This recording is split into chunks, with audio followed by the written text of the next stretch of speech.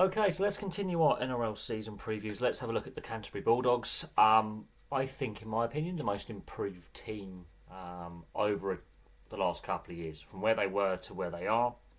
Massive improvement, and you've got to give props to the coaching setup of Cameron Ciraldo, and with the recruitment and direction of football by Gus Gould. Not everyone agrees with old Gus, but actually the turnaround, you can point to him a little bit with the structures off the field that have been put in place that were lacking for some time. This is why the team have been struggling for the best part of a decade. Some missteps with coaching appointments, missing out on the top 8, wooden spoons, and then Gus comes in. It takes a little while, sets up the structures off the field. Eventually they get the right coach in Cameron Ciraldo, and lo and behold, they're in the top 8 again. Now, they finished 6th last year with 34 points, a points differential of positive 96. Now, their recruitment has been a massive positive. They've recruited from other clubs really well. They've found some diamonds in the rough in regards to some of their fringe players who've now stepped up and become first team regulars. But getting Crichton, Burton, Marnie, they are some big signings that have paid off in regards to leadership and the spine. Sexton, I think, has been a very, very good signing. He was struggling at Gold Coast. He had flashes at Gold Coast, but it wasn't really working for him as a first-team regular. They get him into the Bulldogs, and he had a brilliant season, and he looked so comfortable in that halves partnership with Burton. It looked like they'd been playing together for 4 or 5 years rather than 4 or 5 months. But I think the recruitment's been good. There was also the youth as well. There's some really good young players that are now coming through their system. Jacob Preston, I think, has been a great find in the forward pack. Kiraz has come on in the outside backs. So there's definitely good recruitment, and also a good youth system that's finally paying off with Gus Gould setting up those structures off the field with their catchment area and their youth development, which has been lacking for some time. The last few seasons, it's starting to pay dividends. We are starting to see the talent come through again at the Bulldogs. They've had a great pathway system for a long time. It declined for a while. It was allowed to stagnate. Gus Gould comes in. And yes, there has been some missteps along the way since Gus has been involved with the footballing structures off the field.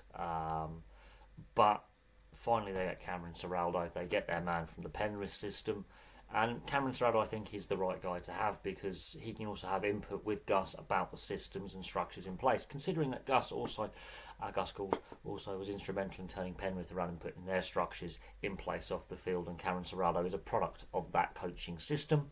That's a good partnership and a good relationship that clearly works, and it's been benefiting to the team. The defence was really massively improved. I think they had the second best defence in the league last year for points conceded. So their defence massively improved from where it was before. It was struggling in seasons past, being very porous, very disorganised. Cameron Ciraldo's done worked wonders over the last couple of seasons with that defence. It took some time. It did take some time. Although 2 years ago they were competitive, the defence massively improved, and that goes with the recruitment and the youth and the energy of the side. The downsides, the attack still, while the points differential is positive, and the defence really helped with that, they weren't scoring enough points in enough games. They rarely scored above 26 points. They were basing a lot of their wins off their defence and being very, very, very good defensively, but their attack wasn't as explosive as other attacks in the top 8, which is, I think, where they fall down a little bit. That points differential did hurt them a little bit. At the same time, they did have a few defeats in there. They weren't steamrolling everyone, but they've got a good basis, but their attack was a weakness in comparison to their defence, although it still has a positive points differential, so it's not that bad an attack. It's just not as good as some teams around them, and there are some teams around them who just scored points for fun, tries for fun. They could score, just not at the same rate as other teams. Some of the combinations, yes, Sexton I think's really improved with Burton alongside him, and I think they're figuring that out. Reid Marnie as well as part of that spine. I'm not sure what their best fullback is. Do you put Crichton at fullback? Do you put Kiraz at fullback? So that one bit of the spine there is up in the air a little bit. They've got 3 pieces of the spine pretty much nailed down. You've got Hutchinson as a bit of a utility as well, who could fill in should origin or injury take a player out. But I haven't fully figured out that full spine combination and getting the best out of the combinations in the outside backs, the forwards, and with the spines. There's still some missteps and clunkiness. Again, that goes back to the attack not being as fluid and as fluent as some of the other attacks in the top 8. However, it's still a pretty scary attack when they do get things right.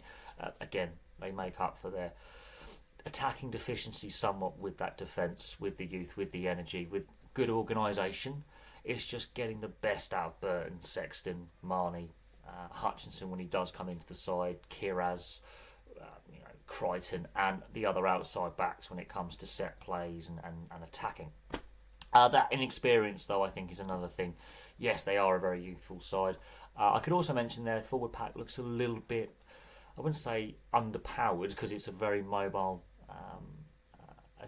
athletic forward pack, but it's a bit on the smaller side, but also that inexperience, which showed up towards the end of the season when they just dropped away a little bit.